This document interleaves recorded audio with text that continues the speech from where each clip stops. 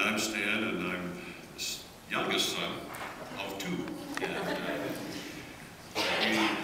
we certainly have sisters as well that are here this day, and we're appreciative of just being able to be a part of this. Yes. It's sort of a coming back home for me, at least, for we were here in this church in, I believe it was in 2002, when Bill and Susan Braun celebrated their 60th wedding anniversary. Our father is not here today.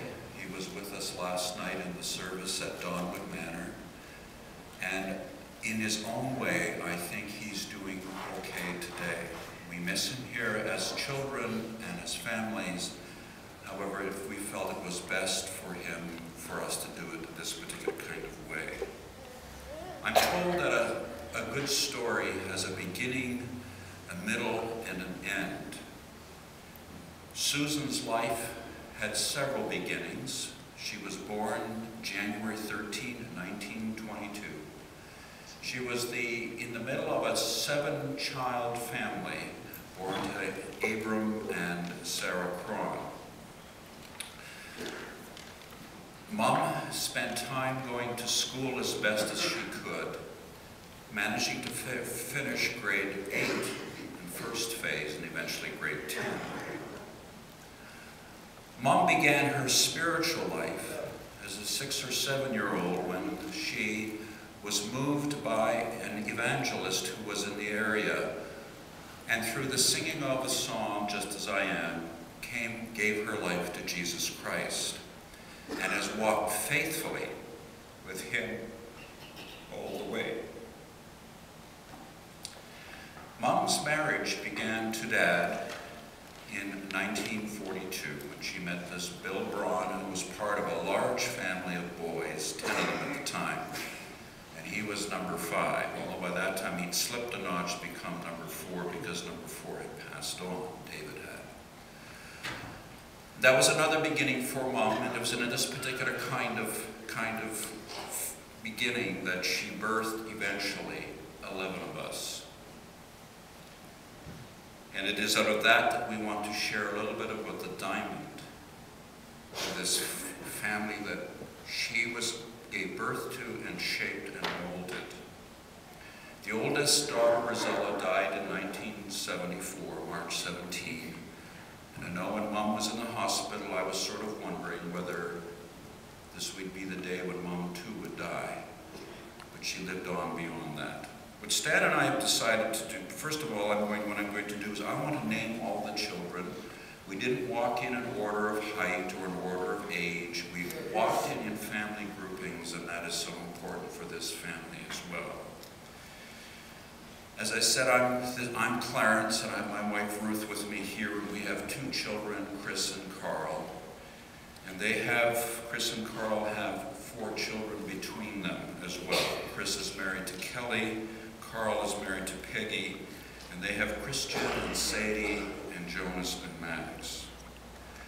Marilyn is married to Carlo, and Marilyn and Carlo have 3 girls. Barbara, who is married to Massimiliano, I think I got that. And they have one son, Francesco. There's Stefania, and then there's Sylvia with Marco. Stan and Annette have 3 boys, Blaine and Andrew and Matt. Blaine is married to Christina, and they have 2 children, Davis and Madeline. Andrew is newly married to Christy, who is able to join us here today. And this is her introduction into this diamond-shaped family that we are today. And then there's Matt, lovable Matt, who brought so much character and joy to Stan and Annette. Lois and Abe. Lois married to Abe. They have a son, Lionel, and a daughter, Amber. Lionel is married to Camille, and they have this little Jacoby who's here today, and we just thank him. I thank him for them for bringing him here amongst us. Pat and Dave. Pat has 3 children, Trish and Sandra and Junior. And Trish has 2 children, Jane and, you know what? Give me that name again. Levi. Levi, there you go. I couldn't read my writing. Sandra has a son, Nathan, and Junior has 2 children, Hannah and Marcus. And then there's Velma and George. Bernice here with 2 children, Sean and Cheryl. And Cheryl is married to Avi. Betty and Dwayne have 2 children, Miles and Danae. Lorna and Doug have 1 child, Chantel, who's married to Casey. And little Kaylee was born just yesterday. And then there's Karen here with Adnan. Of the 11 or 10 living children, there's 19 grandchildren and 14 great-grandchildren born to this woman. What Stan and I have decided to do, we asked the children to write paragraphs of something that was important for them about Mom. And Stan and I are going to read some of these things that we have been given. We're going to try to give them voice. And please, this is not completely what they've written, but we've decided to just pick out some of the things that give some facets, not only with respect to the kind of woman that our mother was, but also the kind of family that we have become. Here's Marilyn. In spite of all the hard work during the week, Mom made us feel that Sunday was special, a day of rest. No laundry, no sewing, etc. The Lord's Day. And on many Sunday afternoons, she got us playing table games, puzzling, etc., especially during the snowbound months. And then in the summer, we would play baseball, croquet, or other outdoor games. Singing gospel songs was very important to her. After we got our piano, I started playing, and we often did some family singing, something which she continued doing even till now when she was really ill in the hospital. In fact, she made a great effort to keep Dad continuing to sing after they went to live in Donwood.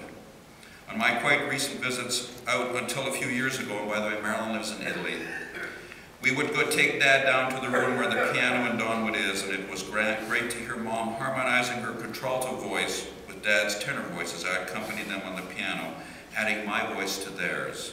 Yes, she was proud of their singing as a duet, and I thoroughly enjoyed those moments. Another factor was her enjoying traveling, a lot of which was organized to visit family members, be it the children or other immediate relatives scattered mainly across Canada.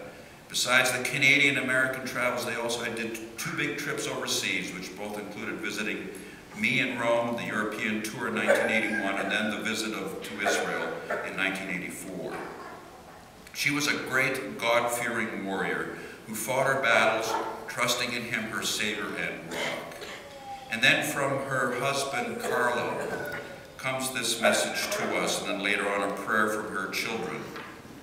To my beloved wife, her sisters, brothers, and all the Braun family, I would like to be there personally to express my feelings of total participation of your sorrow with a very strong embrace to all, especially to my wife, Marilyn. Since life's circumstances have not allowed that, only these few words, which come from the bottom of my heart, come to you expressing my deepest sympathy for your loss. Being sure that your mother is now resting in the peace of our Lord Jesus Christ, I am with you at this moment with great affection, Carlo.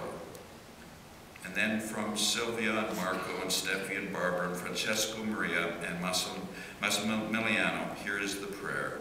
Dear Grandma, God bless you in this long and beautiful trip. We are with you and you are with us. Thank you for having been here. The next sister that I want to just read some thoughts about, Lois, drew together some thoughts, and I will read that. It is no secret that Mom was a hard worker.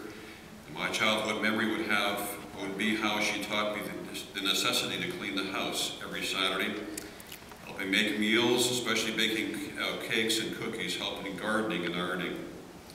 They kept their promise to me to buy my first watch at age 12 if I helped with house cleaning on Saturdays. So it sounds like a bribe to me, Lois. It's great that you got that watch. Mom's sewing skills were appreciated as a new dress was made every Christmas and Easter, and she was willing to teach